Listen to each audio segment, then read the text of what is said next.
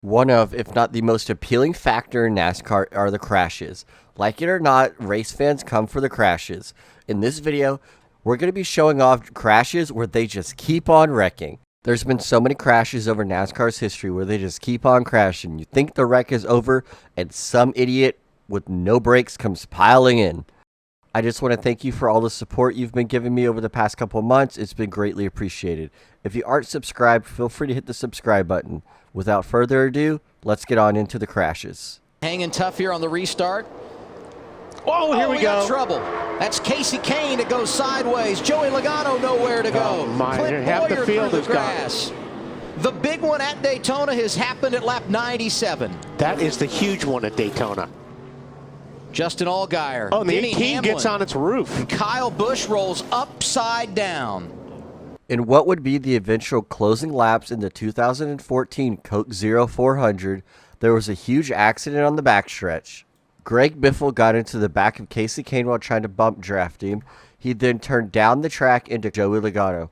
Both cars ensued a huge crash where it seemed like everybody and their mother forgot what the brake pedal was. They all crashed into turn number 3, ultimately causing about over 3/4 of the field that were remaining from the previous wreck earlier, all to be crashed out. It was one of the wildest moments from the Daytona Coke Zero races, and it sure was not going to miss this list. In Knoxville, Chandler Smith did his job, and there's the big pileup. Oh, this is going to bring out the caution again. Oh boy, they're just piling. The best part about this crash is trying to find the trucks in this that just didn't stop. It is one of the most hilarious things to watch. If you rewatch the crash and just pick a truck and follow it, it is so funny watching them just lose talent and not know how to stop. Regardless, this is one of the most famous crashes where they just kept on wrecking. It was a NASCAR Truck Series race at Knoxville, and so many trucks just piled in this crash, and they kept on piling and piling and piling and piling in with only 2 laps to go, ending their night.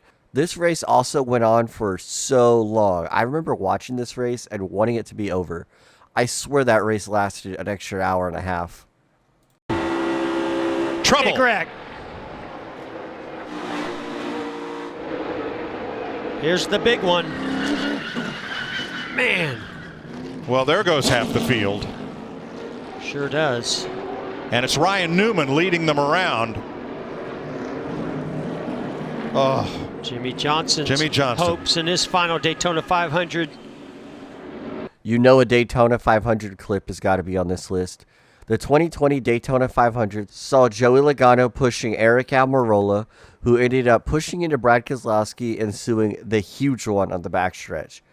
So many cars were involved in this crash, and if your driver was not in this crash, you were a very lucky fan. Over 80% of the field that was remaining got caught up in this crash, ending their day and ending their shot at a Daytona 500. In the 2017 playoff Martinsville race, saw Denny Hamlin and Ryan Blaney cause the huge crash coming to the start-finish line to end the race. Ryan Blaney and Denny Hamlin got into each other, causing the entire field to be involved. Everybody that was left was basically involved in this crash, and it took the guys in the way back to just come to a dead stop to avoid this crash. It was one of the biggest crashes at a short track I have ever seen. I also feel like this was one of the inaugural crashes, huge crashes at short tracks in the playoffs that we have these days. Denny Hamlin caused a huge crash, and it is one that will never be forgotten. Well, let's stay on the train of Martinsville races, shall we? The Xfinity race at Martinsville saw Austin Hill get turned, exiting turn 4 on the final lap, causing a huge crash. Tag made. The 7 of Allgaier on the inside. Green. Allgaier's going to win at Martinsville. And they wreck on the front stretch. Big contact. There were so many drivers in this crash that just kept on getting piled in at the end of it. Cole Custer, the eventual champion of that year, finished this race backwards and on fire. Now that's pretty iconic. Jeb Burton, the 27 car, got turned sideways and hit the wall so hard that you could hear the pop from the impact. There were just so many drivers in this crash that could have avoided it. That just shows not to hit the brakes. But I feel like that's a common factor we've seen in all these clips. Byron in the wall. Byron missed the corner.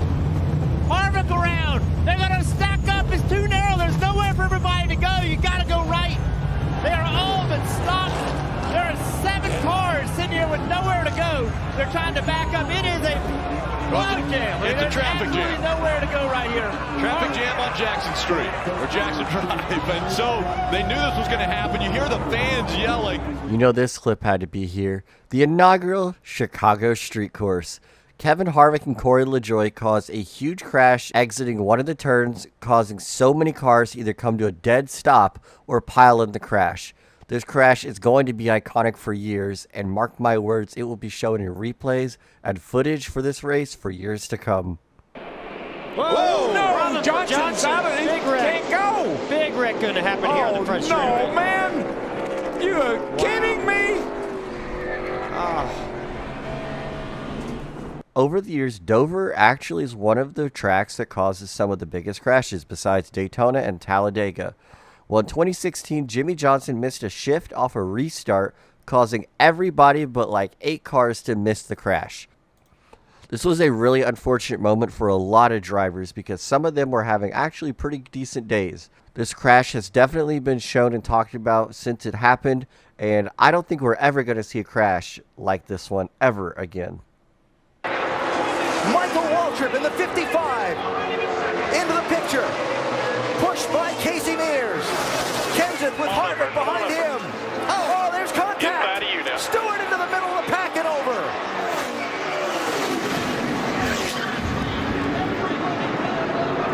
Fortune's out.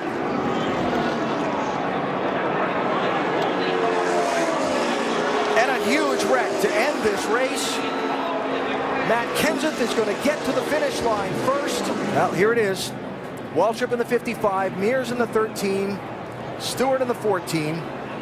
You see Tony just a little bit late in making that move to get back down. Harvick and Kenseth on the outside had a run, so they were literally going to go by him on both sides. Watch the 2. The championship leader somehow avoided getting really torn up in that. Half a lap to go. Here comes Stewart in the 33 as Logano goes to the point. 3 wide in turn 4. A squeeze to the outside wall. Trouble in the corner. Hard, vicious crash. Who gets through to win the race? Caution flag has just been called. The race leader is James Butcher in the 30 car. Unbelievable. Wow, he's sideways on the wreck. No. Big The 13 crash, just got crashed. That'll be it. Big wreck going into 3. I mean, look at them. They're wrecking everywhere. I think they made it to the overtime line. Now NASCAR will have to look at video to determine whether the leader was at the overtime line or not before the caution. So many good cars. They were having great days here, all wadded up in the 3rd turn. Allmendinger destroyed. Dillon against the turn 3 wall. Watch Ty Dillon. He gets loose, then a little bit of contact between he and his teammate Ryan Newman. Hard contact, 77 and a 13 there. And then it's on. Yep, then he gets into the one. Is that McMurray down there? Allmendinger, Bain. Now into 5 and turn 6. All of that contact between the 2 leaders is allowed. Well, the 24 is spinning. The 24's, there's multiple cars into the wall here. There must be oil or some kind of fluid down on the racetrack right there. We got more cars coming in. William Byron is reporting that the curb came up. He hit the curb in the 24. Then the care center. Oh! Ryan Newman came down and everybody behind piles up. I saw a lot of rear tire spin on that restart. I think a lot of guys were struggling with grip. 3 Fords have separated themselves. A big push coming now for Harvick. And around goes a couple cars. Preece upside down. He's barrel rolling through the grass. Ryan Preece upside down in the infield.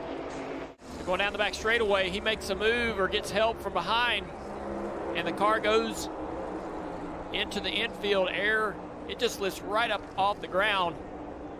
Violent wreck. It's a push from the 43 car, and it's airborne. I mean, I thought that maybe it hit, the road course or some curbing or something on the road course, the kink. Oh, there we go. There was no way. Oh, it's Kurt Busch up and over. Boyer's in it. Bobby Labonte's in it. Stremmy's in it. Jeff Gordon down to the grass. Nothing else coming from behind you. And Kurt Busch went over and over. Yeah, and running out of time. I mean, he's, you know, desperate. And you see the 36 move down just a little bit. And Yaley and Stenhouse thought he could squeeze by on the next to the wall, and he just couldn't make it. And this kid's ugly. Watch his thing. Right on top of Ryan Newman. Hadn't Ryan Newman had cars on top of him before here? I think the 2009 race. I think you're right. Brad Keselowski and Carl Edwards coming to the checkered flag. Boyer's 15 comes up, clogs the track. Both Labonte brothers involved.